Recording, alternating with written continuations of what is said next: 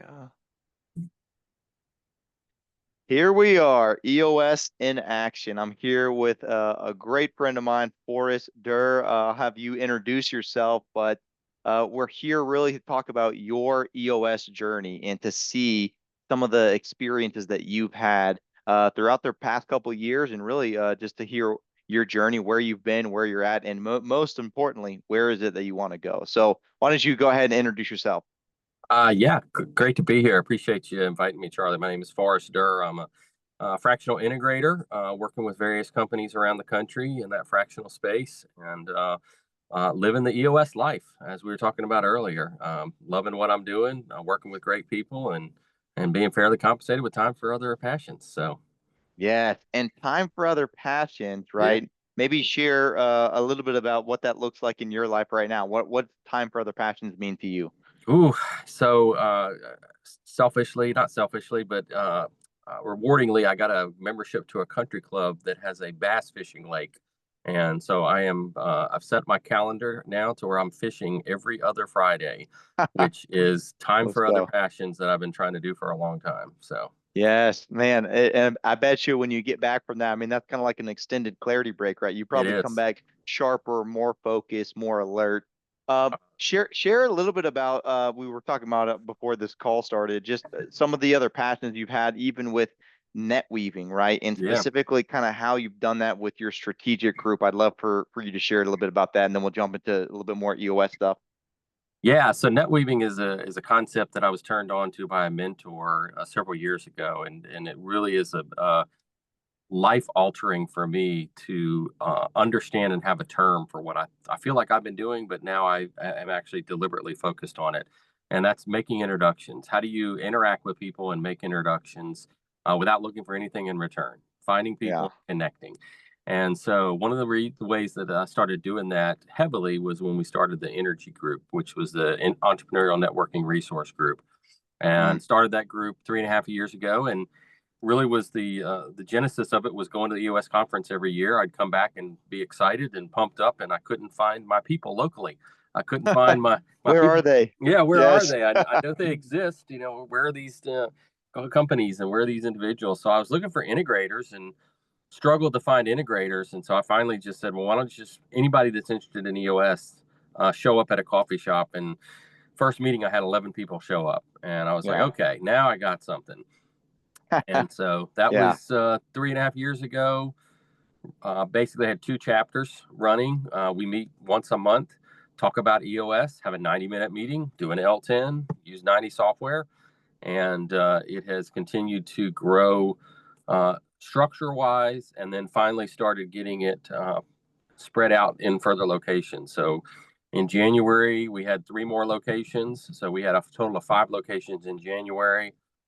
Then partnered up with Kyle Mealy, uh, um, Next Level Revenue, and now, as of yesterday, I heard we have 38 chapters now across the country. So, Wow, yeah, that is beautiful. And somebody listening to this, obviously they're interested in EOS, they're watching this, they want to learn. What would you say to them in terms of like if they wanted to maybe find one of the chapters or even get yeah, plugged in? They're just curious, like, hey, what is yeah, this? You're talking about EOS. I love EOS. yeah.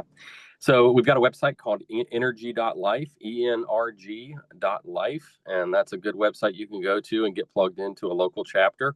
If there's one in your city, I know there's probably 50 or so more chapters that are in progress of being formed, but there's 38 that are up and running. So you can find a chapter there. But really, the book that, launched everything was Traction for EOS. That book is a great book to read to understand what EOS is. And, what I continually find is that people are closet integrators. They don't realize they're an integrator. Yeah. I was Yes. texting with somebody just before this call, Yeah. a guy that's been working in the professional space for years, and told him to read Traction, and he's been texting me going, "Oh my gosh, I'm an integrator. I had no idea. Where has this been all my life? Yes. What could have been if I'd known about this 10 years ago?" So Traction's a great book to read. Yeah. Well, jumping around to a little bit about your journey, Yeah, speaking of traction, how did you get traction into doing what you're doing now, right? And maybe yeah. share a little bit about your background with like how you even just stumbled and came upon EOS and kind of where it's taken you in your journey. Yeah, I started out of college working for an office furniture and supply company. Spent 18 years there. Ended up being VP operations. Left to go to a smaller company that only had 7 employees, and that was 10 years old, but just really still in startup mode. And the visionary read Traction and walked in my office and threw the book at me, literally. And I said, "You got to read this book. We got to figure this out." So I read the book. Of course, it was an aha moment for me. I was like, "Oh my gosh, where has this been all my life? This is so logical. Why doesn't Yes. every business run on this?" And so we hired an implementer and used a gentleman by the name of Gene Moorhead, who has recently retired earlier this year, but he was my implementer for 4 years. Great experience, learned a ton from him. Was the integrator for that company for 5 years before I left. And then on my 5 year plan, because I'm that nerdy, I have my own personal VTO. I had a 5 year plan to become a fractional integrator. That was what I wanted to do. And so I left the telecom company I was working for and went to work for a landscaping company that had a visionary who also had a jujitsu business and a CrossFit business. Yeah. And my play was to work there for 5 years, leading his multiple companies and be able to play in the fractional space, but not actually be fractional yet. So Yeah. that was what I was planning on doing.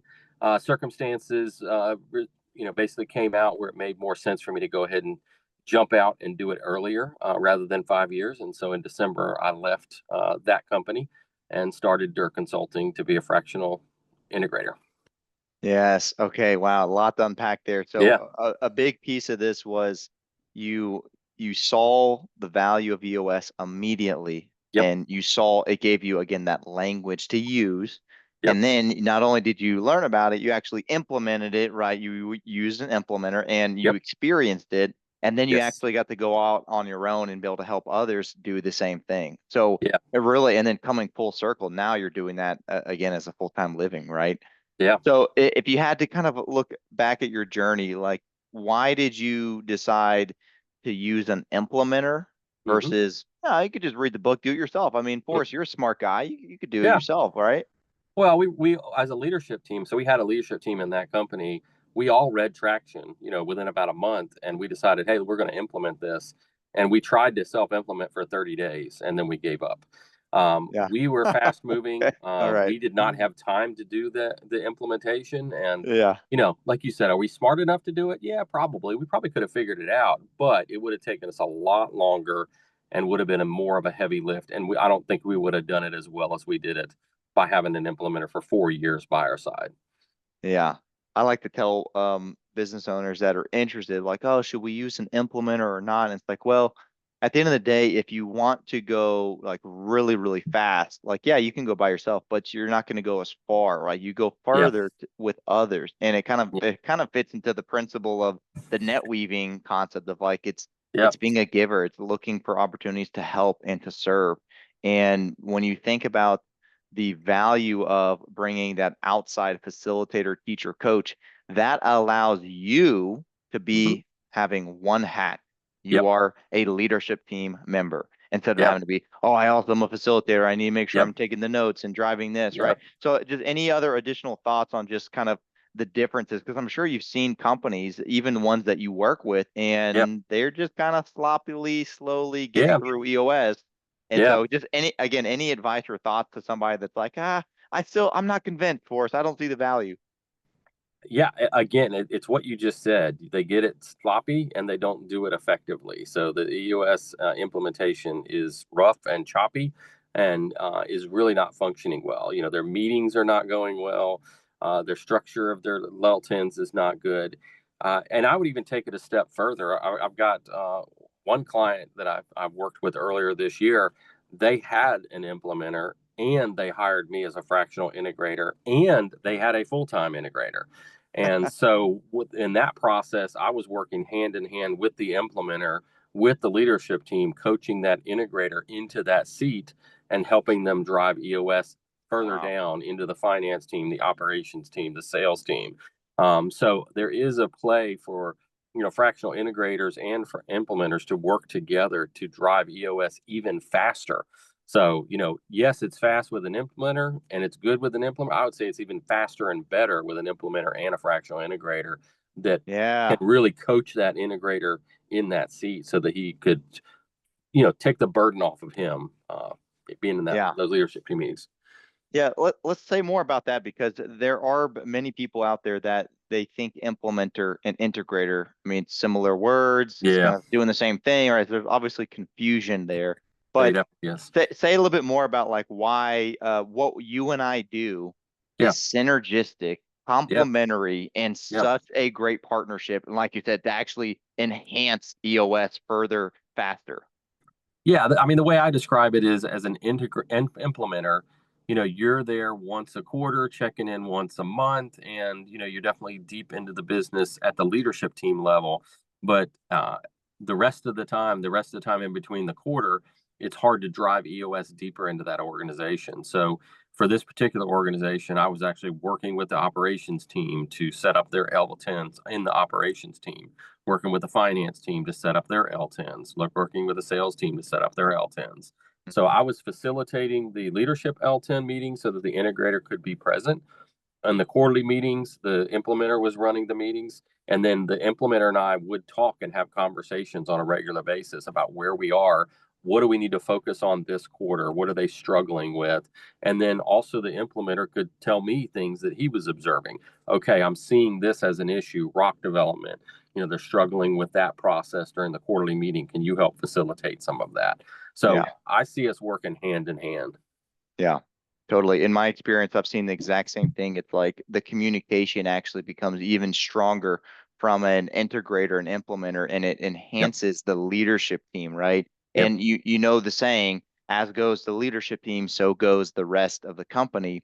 right. But I actually like to say even further, as goes the visionary integrator, so goes the leadership team. And so the implementer actually has a huge piece to play. Yeah, Speaking again from my angle and experience on helping you and the visionary work really well together. So just at kind of like a tangent there on that one, just yeah, how have you seen success with integrators working well with visionaries? yeah, And then those that haven't maybe done it so well, right? Relationships, it yeah. just hasn't gone well. Any advice or thoughts on that? Well, yeah, yes, going back to the fractional integrator, that was one of my responsibilities in the business. Was I was in the VI meeting once a week. Yeah. So, newer visionary, actually, he'd been doing it for a couple of years, but didn't have an integrator. Yeah. Definitely new integrator. They weren't sure how to build that relationship. And that really is a symbiotic relationship. Mm, So I was running the L10s. I was running a couple other L10 meetings in departments, and then also sitting in the VI meeting where we would go to lunch for 2 hours every week and talk through the issues at that VI level. So really coaching that relationship to build a mm, strong bond so that they could work well together.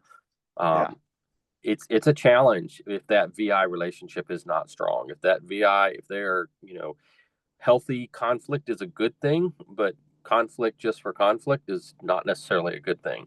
Yeah. So that VI relationship really needs to understand, each person needs to understand what their role is and where they play in the business. And it's not one's more important than the other. It's really is a symbiotic relationship.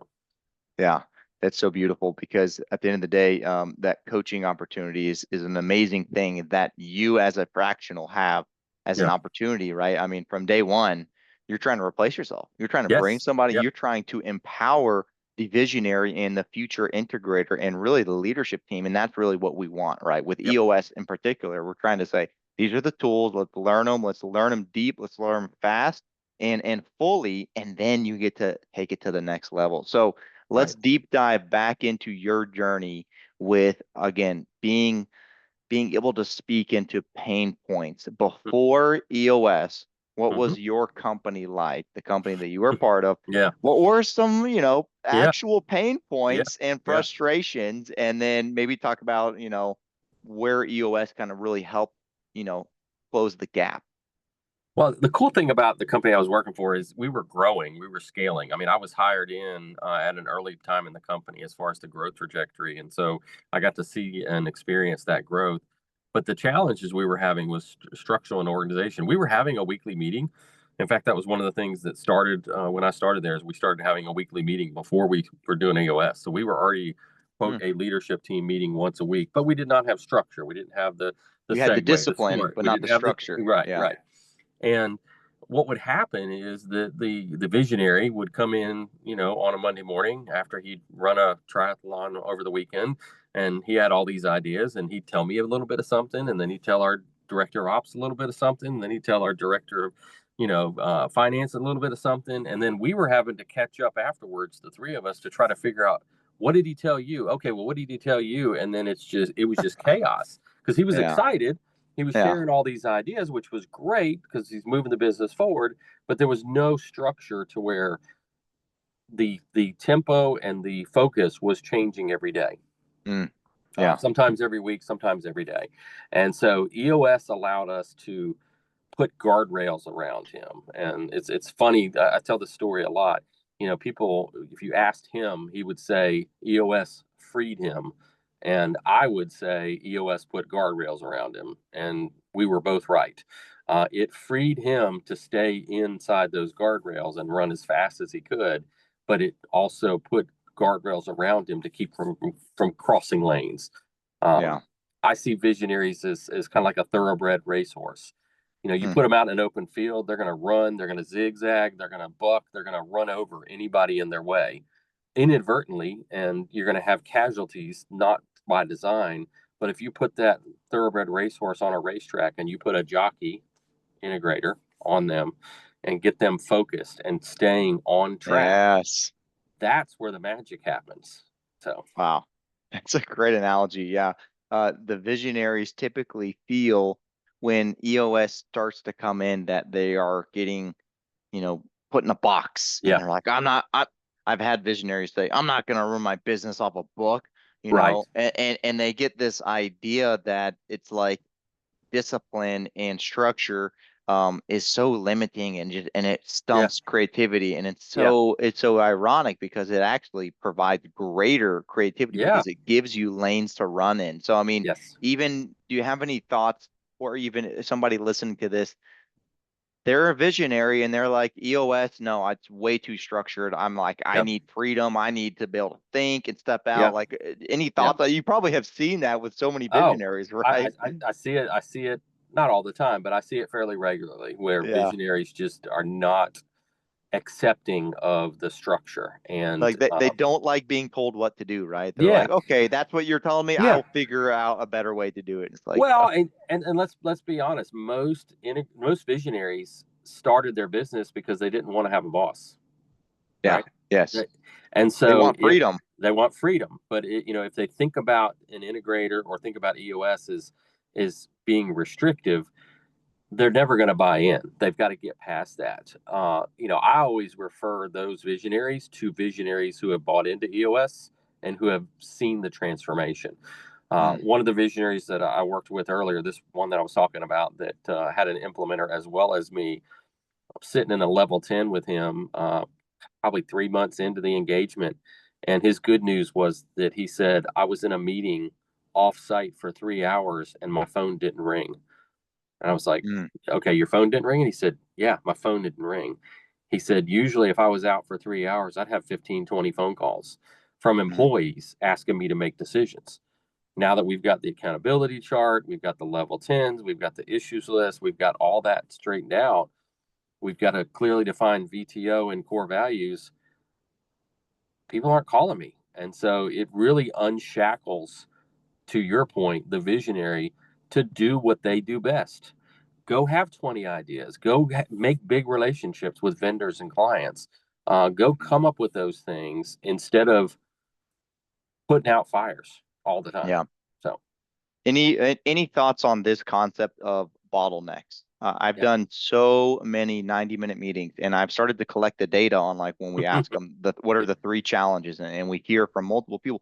And this challenge of the visionary being the bottleneck. Okay, Yeah. typically they're heavy in the sales, or they're like the go Yep. hitter for the operations, right? They're doing something, and again, they don't have the freedom in place to step away. And a great Yeah. test, I love the quote from John Maxwell, is effective leadership is how does the team perform when the leader's not there? So Mm, just yeah, what are your thoughts in even seeing it from, again, your actual experience, the bottleneck effect? Oh my gosh, when yeah, you provide structure and you get some really good deep dive on process, and you have the right people in the right yeah, seats doing the right process, it eliminates the bottleneck effect, and that business owner can go truly do the things for the greater good of the company. I just get really yeah, fired up about it, but that's a major pain point that maybe yeah. I'd love for you to unpack some. Yeah, and I see it fairly regularly with visionaries where they hold on to one aspect of the business and won't let go, and they are the bottleneck, and it's really keeping the business from moving forward. One of the stories that I shared that happened with the company I was working for, it was, we had implemented EOS 3 years before COVID.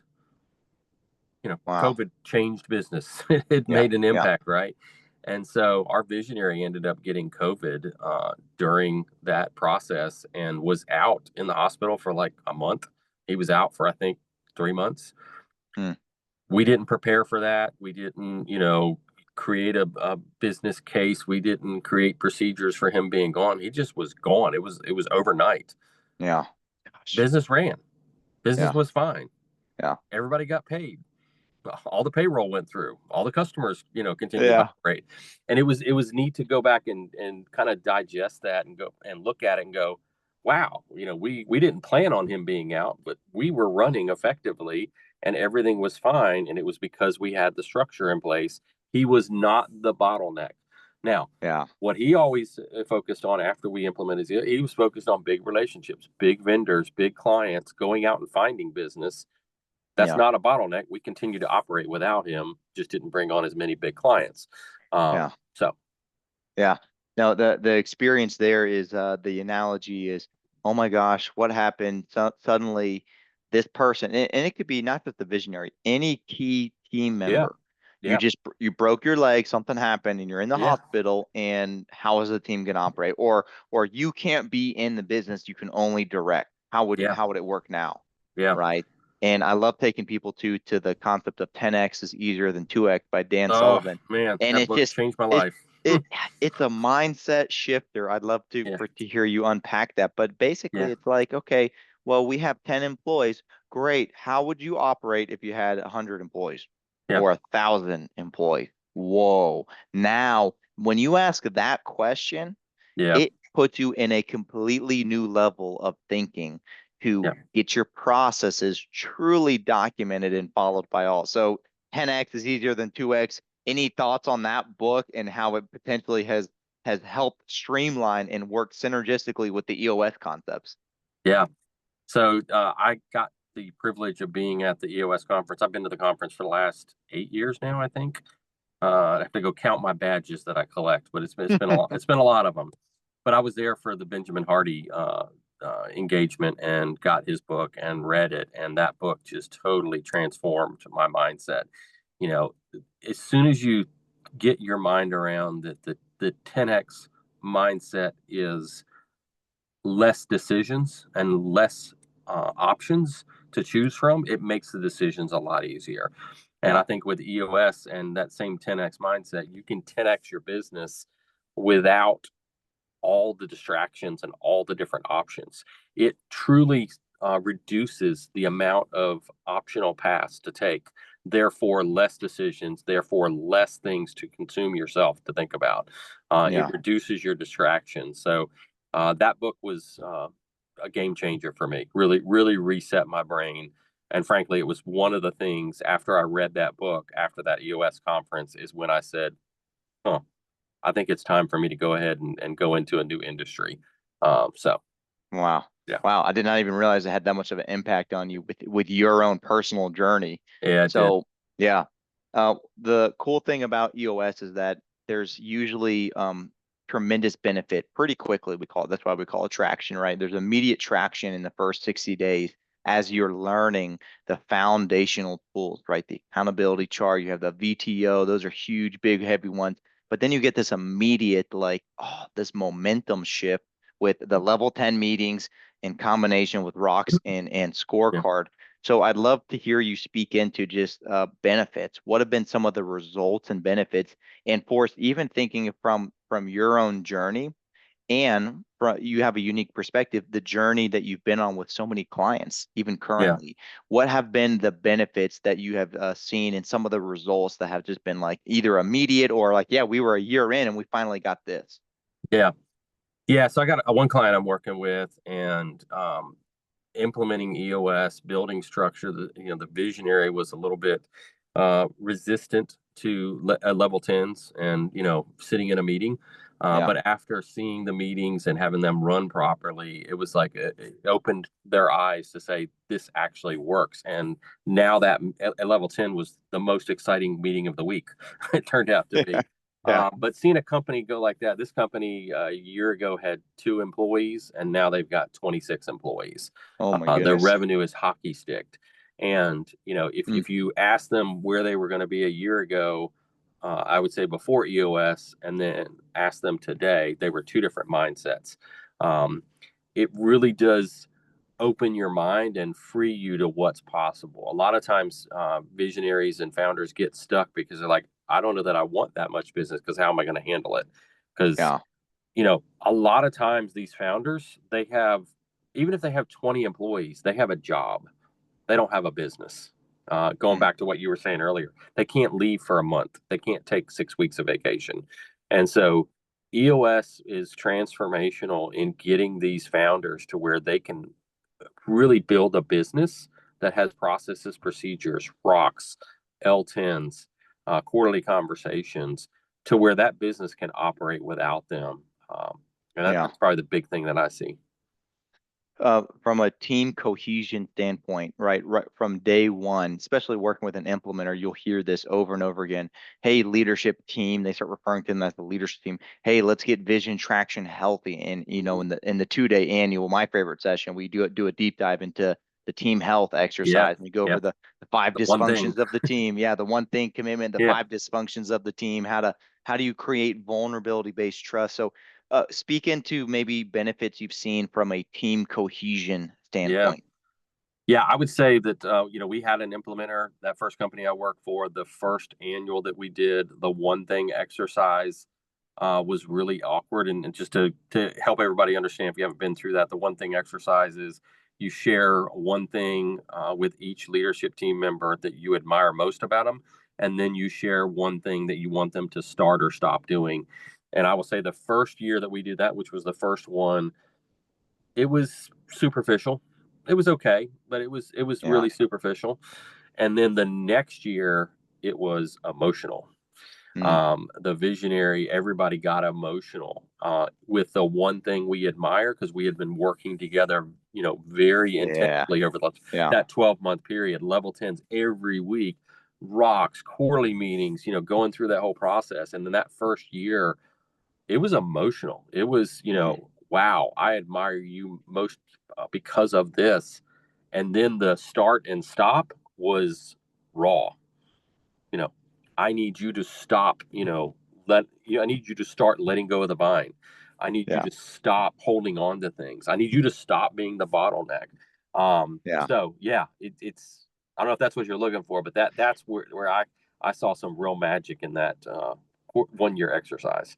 Well, even just to speak into it. So year one, a little bit is more shallow. You Yep. guessed it. You stay at the surface level, and then Yeah. year Yeah. two after EOS has now allowed y'all to go deeper, Yeah. further, and you've been Yeah. able to jump into the deep end. I like to say that when I'm explaining the 5 levels of the team health pyramid, and it's like, well, if everything's built on vulnerability based trust, where do you get to practice that? Ding, Hmm. ding, ding, level Yeah. 10 meeting Right. every single week. And so when Personal you and are, professional. Yeah. yeah, personal and professional, Yeah. and when you get to the IDS for the Yeah. greater good, like Yeah. that phrase, for the Yeah. greater good, Right. you've got to stop being the bottleneck, or for the Yeah. greater good, Yeah. you're micromanaging. Okay. And Yeah. so it's entering into the danger, right? The Yeah. EOS phrase, we enter the danger. And so Yeah. how do you get good at the vulnerability based trust? How do you really become a one team with one vision? You're doing a deep dive every single week. In Hmm. the IDS time in your level 10 meetings, you're getting to practice vulnerability based trust. And so that's a beautiful thing. That really just trying to unpack team cohesion, right? There's a Yeah. huge aspect here of how does a company get better? Well, it starts with the leadership team, and then it goes back to it starts with you. It starts with you as the individual being willing to be vulnerable, to be open and honest. Well, One other, yeah, let's go talk. ahead. Yeah, I was gonna say, let's talk about one other side to that, though, that a lot of Yeah. people miss is you're gonna have members leave. Oh, yes, yes. Okay. I mean, as you get into this process, and everybody I've talked to about implementing EOS, I say, look, you need to buckle up and be prepared. There's going to be people that are going to leave, because when you start holding accountability and you force compliance on core values and the core focus, people are going to go, yeah, this is not what I signed up for. And so you've got to, particularly the founders, got to be mentally prepared to deal with that and to move on and hire the right person for the right seat. But I think a lot of people go into EOS with a flowery mind. Everything's going to be great. We're going to have a great team, and everybody's going to get along. We're going to hold arms and sing kumbaya eventually, but it's going to take some time to work through that. So, Yeah.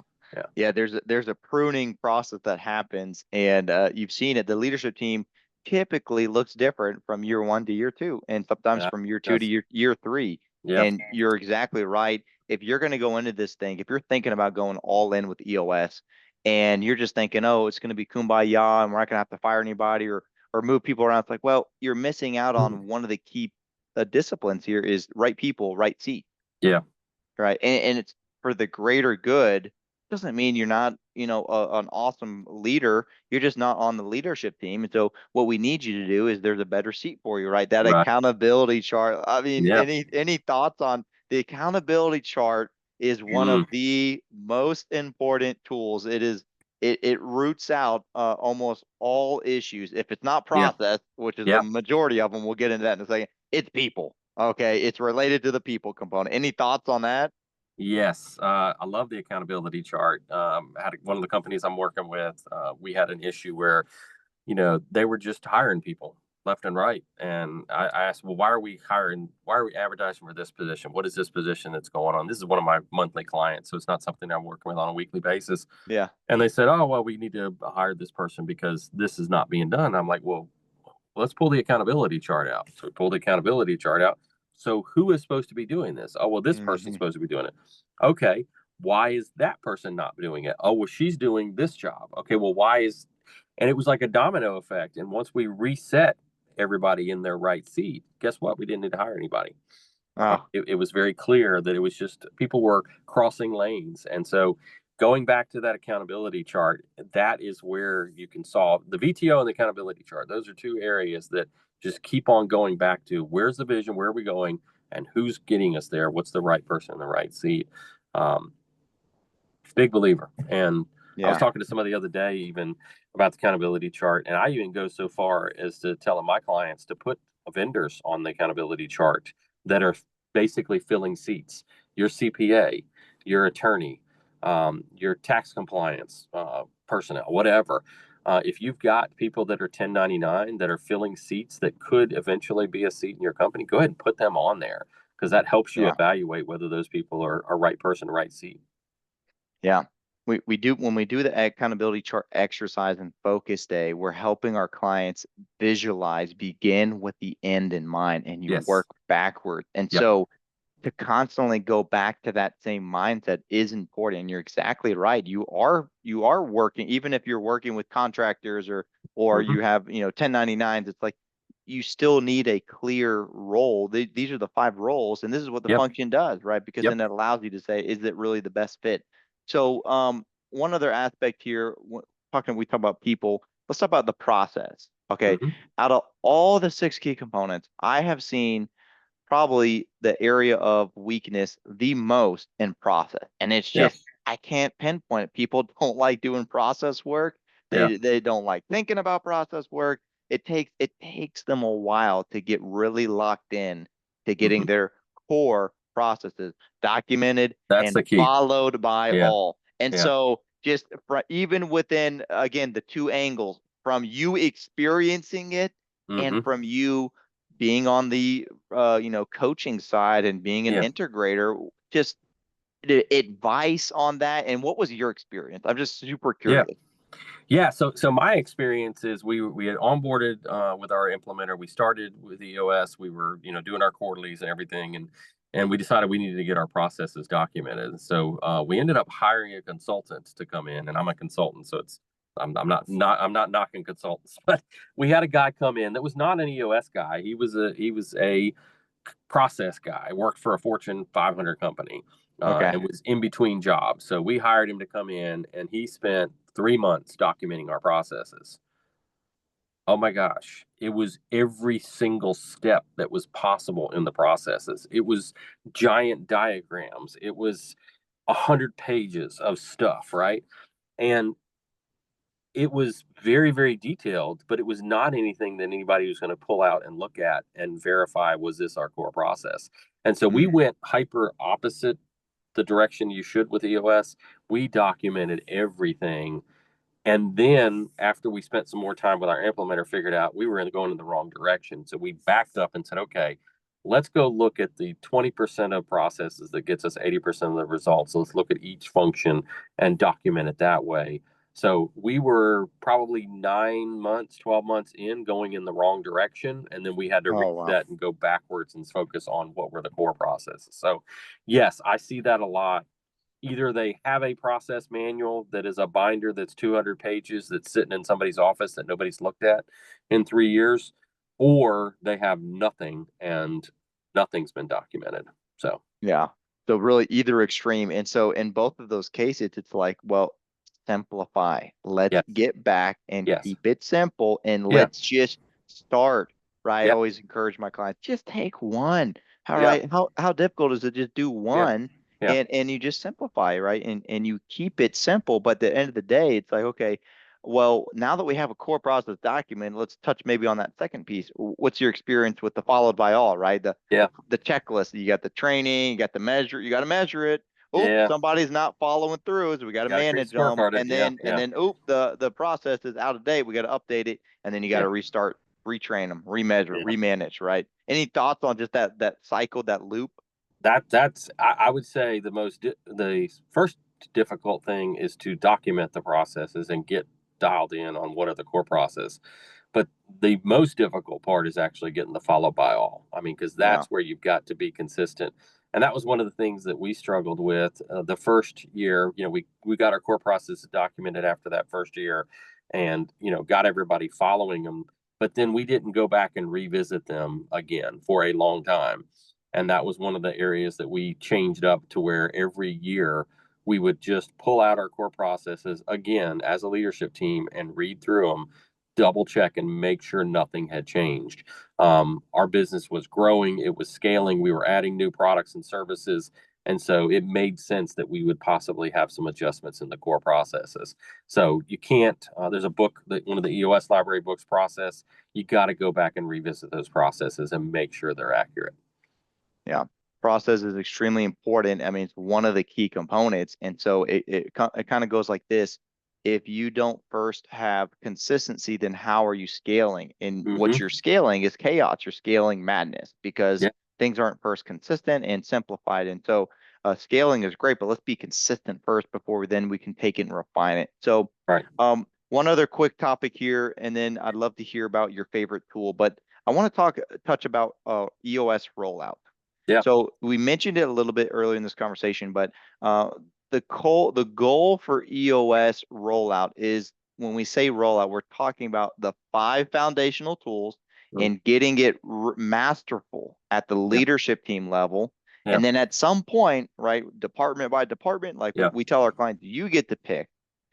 You begin to roll those out, and that's Yeah. where you have the second level of leadership, and Yep. they start to rise up. So, Yep. um, from your experience wearing your two hats, living it, and also having been an integrator using this, what are the keys to effectively and efficiently, deeply integrating EOS rollout to the second, even third level?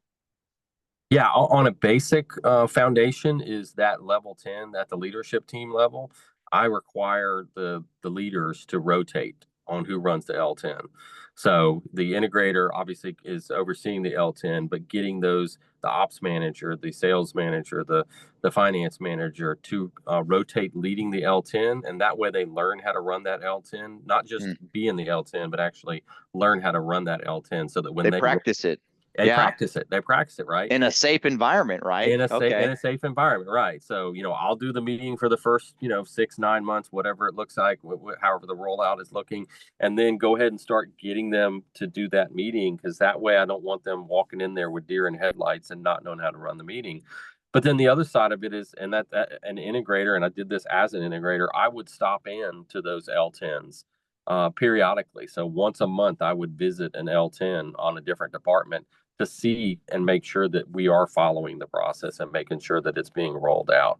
I would say the other thing to do is to make sure that you're having that, not same page. What is the EOS term for the meeting after the quarterly, where you're having a company-wide meeting to update the company? Oh, the state of the company State of the addressing company, right? SOCA. Yes, state of the Yeah. company. Yeah, Yes. so we would have our quarterly leadership team meeting, and then we would have a state of the company meeting after that quarterly meeting and update everybody on the rocks. So every team member got to hear all the rocks at the leadership team level, know where we were going, what our sales targets were, what our revenue targets were, and Yeah. that just again gets everybody rowing in the same direction.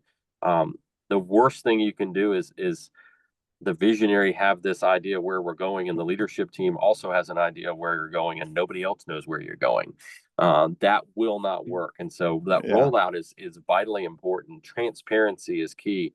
I had the landscaping company that I work for. We literally printed the VTO on giant poster paper and put it in the break room in the back, Oh, because my landscape team members, the ones out on mowers, they're not in, a software, they're not in an yeah. L10, but they could see, and we would talk about the VTO and where the company is going. So all the way down to the guy turning the wrench also knew where the company was going. Yeah.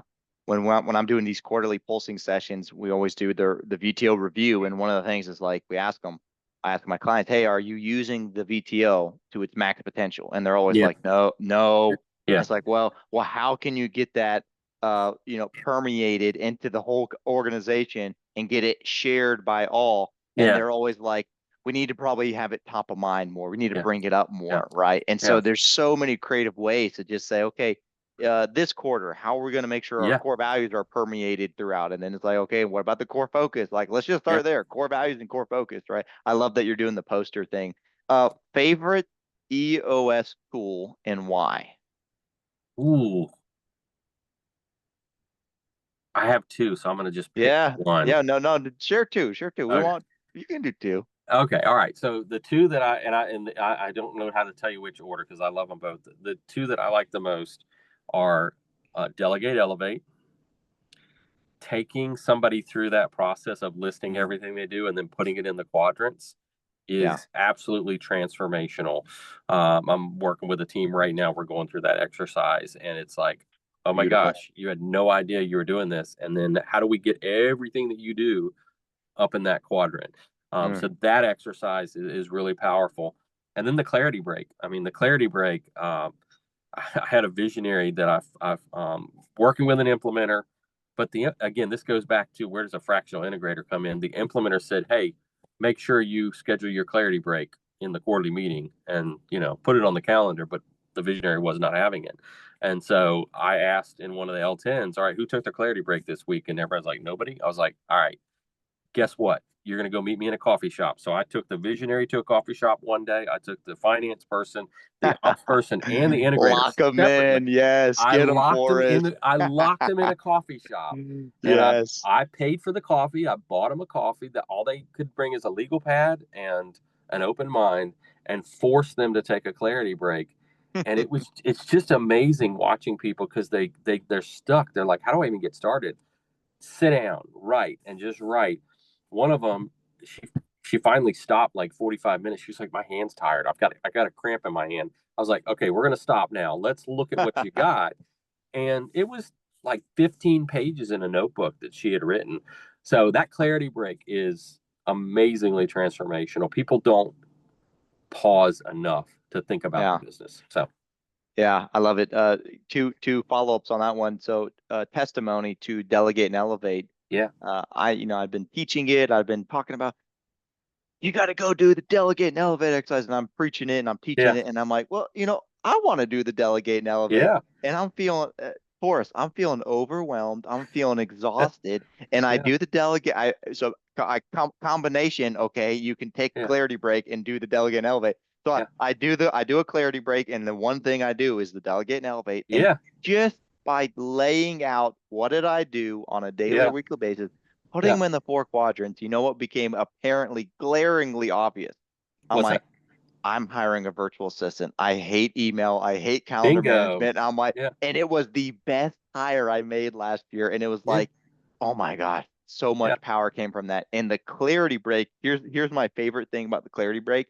yeah. Even if you didn't really have a huge breakthrough moment, just by slowing down, you Yes. took a mental break to come back sharper. It's the whole take time to sharpen this all seven habits of highlight. It's Yeah. taking time to slow down and sharpen that battle axe so that you come back sharper and focused. And here's something I started doing on my clarity breaks at the end. Even if Hmm. I sometimes go 15 minutes, it doesn't have to be Yeah. long. Yeah. 15 minutes. The Yeah. last 30 seconds, just ask yourself what became clear. Yeah. Yeah. What was the aha moment? So Yeah. speaking of moments, what was the proudest moment that you can think through that you were so proud to be on a company that ran on EOS? Mm. From one of the companies you were with, or even one currently, what was a proud moment that you had? A proud moment in EOS. Yeah, Uh, I had in a your company. EOS journey. Yeah, so I had a company that was running on EOS that hired me as a fractional integrator to come in. Started working through and figure out what's going on. How are your L10s going? I found a guy that was on 7 L10s a week. No, Seven, no. one person, 7 L10s a week. And it was like, what is going on? Well, he was sitting in multiple seats, and he was also sitting in a sales seat, and went through the process of whittling down what he needed to be in, and got him down to 1 L10, and got those other seats restructured to where they didn't need him in them. Hmm. And that was I guess a proud moment for me to come in and go, it works. If you just focus on the accountability chart, you focus on the VTO, focus on right person, right seat, these problems will go away. So that was Hmm. probably my proudest moment. Yeah, and for that individual leader, it probably was a moment of transformation in It his was. life and his Yeah. journey to be able to Yep. see, wow, I don't have Yeah. to. He's probably carrying so much weight on his shoulder. Yep. In terms of working with an implementer, Yeah. what was your favorite thing about doing that? And even just now, you're still working with implementers, Yeah. right? What's Yeah. kind of been your favorite moment and experience about that? Uh, I think my favorite moment, let me just focus on the favorite moment of working with the implementer that I worked with when I was full time in the company. My favorite moment was he and I getting in a knockdown, drag out discussion in one of our Really? quarterly meetings. Yeah, because we were talking about a right person, right seat issue. And, we were struggling in that meeting, and he was really challenging me in front of the leadership team, which I was very frustrated with at the time. I guess I would say I was immature in my integrator knowledge and seat at the time. But afterwards, we talked over the what happened after the meeting and came to an agreement. And that was just a moment for me that was like, yes, this is why an implementer is needed in these companies, because he was unbiased. I was biased, right? I Mm, was the integrator inside the company. I was full yeah. time. I knew these people inside and out, and I had biases. And he had to call me on the carpet to get me to realize that was not the right decision. And so, uh, Mm, implementers are uh, uniquely positioned to be able to. They don't have stock in the company. They don't have a position in the company. Their full-time employment does not depend on the company. They have no emotional attachment to anybody. it's uh, true. and so you can look at it. The facts are the facts. The numbers are the numbers. Here's why this is a problem. You need to address it. So Yeah. that was probably my biggest moment. Wow, beautiful. Yeah, you're right. The enter the danger mindset and just the opportunity to say, okay, we're gonna have a conversation about this, and we're gonna go for the greater good. What's gonna be different, Yeah. right? Yeah. If you were talking to somebody that was interested in EOS, right? They're curious, they're interested in EOS, whether they're self-implementing or even if they're using an implementer and they want to get more out of EOS, right? What Mhm. would be your advice to that person? To get more, I mean, if they've got an implementer, that's a great, first step is to have that implementer helping them with the business. But, I'd say go check out ENRG.life, put a plug in there for that. Yes, Get yes. the chapters are where I've been doing this for 3.5 years where we've had chapters in this area. And the magic for me has seen companies that are using implementers come to these meetings, and then I will see them in a coffee shop together with their VTOs pulled out, talking to each other. And so seeing business peers helping each other, that is something magic. And the EOS community, you're a part of it, I'm a part of it. I have yet to find somebody in the EOS community that's not a help first mindset. It's more than a core value, it's a lifestyle. And so find some peers that are running on EOS that can share their struggles, their challenges, and their wins, and what's worked for them. Mm, Because we all need a support system, not just the implementer, not just a fractional integrator. We need a support system of peers that can walk alongside us. So yeah. Wow, beautiful. That's so awesome. And I think the advice that you're sharing really is get a tribe. You're not in this yeah, thing by yourself, yep, right? So let's yep, let's learn together, let's grow together.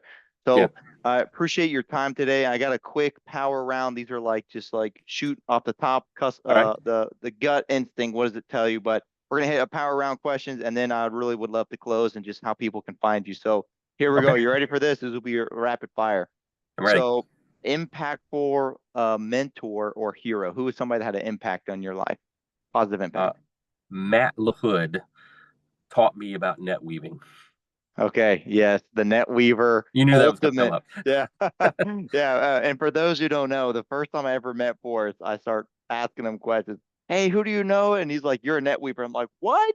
And he's like, here, check this out. And next thing you know, I wrote an article on it. So thanks for That's encouraging me. number one on Google Yeah, now. number Holy cow! one, which Yeah, that was crazy, right? yeah, So the power of net weaving, check yeah. it out if you don't know. Impactful book.